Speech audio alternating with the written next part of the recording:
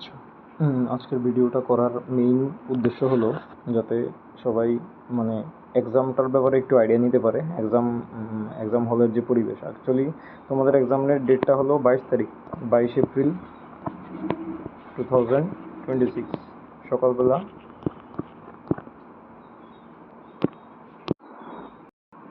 সকালবেলা 11টা। ঠিক আছে, তো 11টা থেকে 12টা 30 অব্দি ফিজিক্স আর কেমিস্ট্রি হওয়ার কথা। ঠিক আছে, তো আমি বারবারই বলি যে যতটুকুই পড়েছো এক্সামের দিন কোনো কিছু পড়ার চেষ্টা করবেন না নতুন করে। তারপরে এক্সামের আগের দিনও সেম, তেমন কিছু নতুন কিছু পড়ার চেষ্টা করবে না। ঠিক আছে, তো এক্সামে যাওয়ার আগে সব কিছু ভালো করে দেখে নেবে, অ্যাডমিট কার্ড, তারপরে যা যা সাথে নিয়ে যাওয়ার কথা বললো।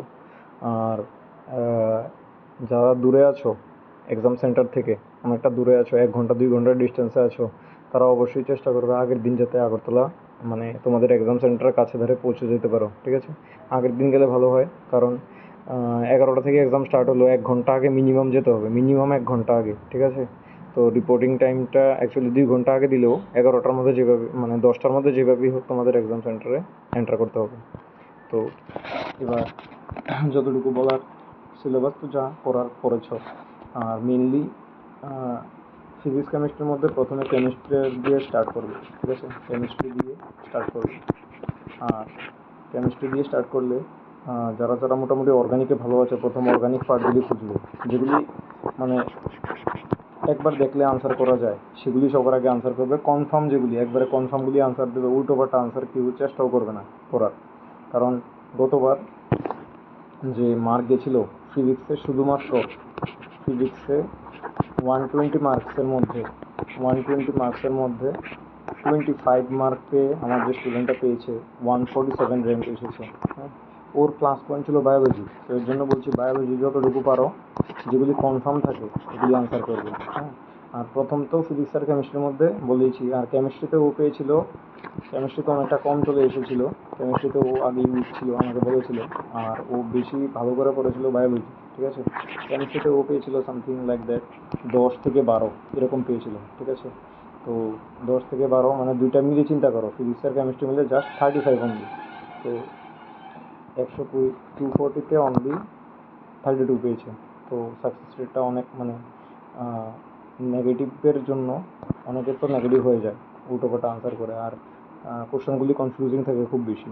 তার জন্য বলছি একদম অ্যাকুরেট হলে তারপরেই আনসার করবে, অ্যাকুরেট ছাড়া আনসার করবে না। তো প্রথম কেমিস্ট্রি, তারপর ফিজিক্স, আর এরপরে তো তোমাদের আরেকটা শিফটে এক্সাম হবে বায়োলজি আর ম্যাথ। তো বায়োলজির মধ্যে বেশি থেকে বেশি আনসার করার চেষ্টা করবে। আর ফিজিক্স কেমিস্ট্রি যদি একবারে কনফার্ম না থাকো আনসার করবে না। কেমিস্ট্রি তো আমি বলে দিয়েছি যেগুলি যেগুলি অর্গানিক, তারপরে ইনঅর্গানিক, তারপরে ফিজিক্যাল, এরকম মোড়ে যাবে, কারণ ফিজিক্যালে তো অঙ্ক আছে অনেক, এগুলি করতে যদি কোনো প্রবলেম হয়, প্রবলেম বলতে কি টাইম লেগিং আর কি, টাইমটা বাঁচানোর চেষ্টা করবে।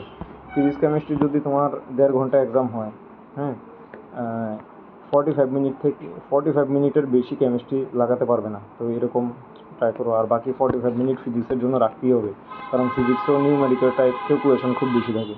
তো আমি আমার তরফ থেকে ফিজিক্সের কিছু 11th আর 12th ইম্পর্ট্যান্ট টপিক দিয়ে দিলাম এখানে। তো যাদের দরকার হয় এগুলি দেখতে পারো, স্টার দেওয়া আছে, শুধু এই টপিকগুলি দেখে গেলেই চলবে, কারণ বিগত বছরের প্রশ্ন দেখে আমি যতটুকু আইডিয়া করেছি এগুলির বাইরে কোশ্চেন খুব বেশি একটা আসে না। তো তার জন্য তোমরা ট্রাই করো এগুলি, ইউনিট সেন্টামের একক মাত্রা, তারপরে মহাকর্ষ, তারপরে যেটা আছে ইলাস্টিসিটি মানে স্থিতিস্থাপকতা, এগুলি ভালো করে পড়ে যাবে। আর ভেক্টর থেকে কোশ্চেন আসে, motion in straight line, motion in plane. ঠিক আছে, আর তারপরে হলো প্রবাহী, প্রবাহী থেকে সবচেয়ে বেশি কোশ্চেন আসে। তারপরে আছে সরল দোলগতি, আর একটা হলো তরঙ্গ। আর থার্মোডাইনামিক্স থেকে ইজি আসে, মানে তাপগতিবিদ্যা থেকে ওই পিভি ডায়াগ্রাম দিয়ে দেয়, এখান থেকে এরিয়া মানে কৃতকার্য বার করা। আর একটা মডার্ন ফিজিক্স সবচেয়ে বেশি আসে, মডার্ন ফিজিক্স থেকে 3 থেকে 4টা আসে, তোমরা প্রিভিয়াস ইয়ার করানোর সময় দেখেছো। তো প্রিভিয়াস ইয়ার ভালোভাবে করো, আমি তো একদম চ্যাপ্টার ওয়াইজ সব দিয়ে দিয়েছি, এগুলি সবগুলি প্রিভিয়াস ইয়ার করা আছে। আমরা শুধু 11 সিস্টেম অফ পার্টিকেল যে চ্যাপ্টারটা, এটা শুধু পড়ে যাব না। ঠিক আছে, এটা অনেকটা টাফ, আর এতগুলি মনে রাখা সম্ভব না, 32টার উপরে ফর্মুলাই আছে। তো এই পার্টটা আমরা বাদ দেবো। ঠিক আছে, দৃঢ় বস্তুর ঘূর্ণন। তো আর ইলেকট্রোস্ট্যাটিক্স থেকে যা যা আসবে, কারেন্ট ইলেকট্রিসিটি থেকে আসার চান্স খুব বেশি, এটা থেকে আসবেই। ব্রিক ভেলোসিটি মানে হলো অনুপ্রবাহ বেগ বা বিচলন বেগ, তারপরে ম্যাগনেটিজম থেকে বারবার রিপিট হয়, এর জন্য আমি বলছি এই চ্যাপ্টারগুলি 12-এর চ্যাপ্টারগুলি কোনোগুলি মিস করবে না, একদম এ থেকে ডি অবধি সবগুলি চ্যাপ্টার করতে হবে, ঠিক আছে। আর এসি ইএমআই যদি পারো তো করে গেলে, আর লাইট ওয়েভ থেকেও কিন্তু এতটা ইজি আসে না, মানে আনসার একটু প্রবলেম হয়, ত্রুটিগুলি দেখে যাবে, চোখের ত্রুটি যে মায়োপিয়া, হাইপারমেট্রোপিয়া, তারপরে রেলে জিন্সের সূত্র, তো এগুলি একটু ভালো করে পড়ে যাও। Ultimately best of luck. আর ফিজিক্স কেমিস্ট্রি যতটুকু আমি পেরেছি আমার তরফ থেকে দিয়ে দিয়েছি, আর বায়োলজি আমাদের তো মক টেস্টও নিয়েছি, দুইটা মক টেস্ট বড় বড় নেওয়া হচ্ছে, তো এগুলি একটু ট্রাই করবে ভালো করে প্র্যাকটিস করা, ঠিক আছে। আলটিমেটলি মক টেস্টই 19 তারিখ মক টেস্ট তো আরেকটা নেব, তো সবাই ভালোভাবে এক্সাম দাও, বেস্ট অফ লাক।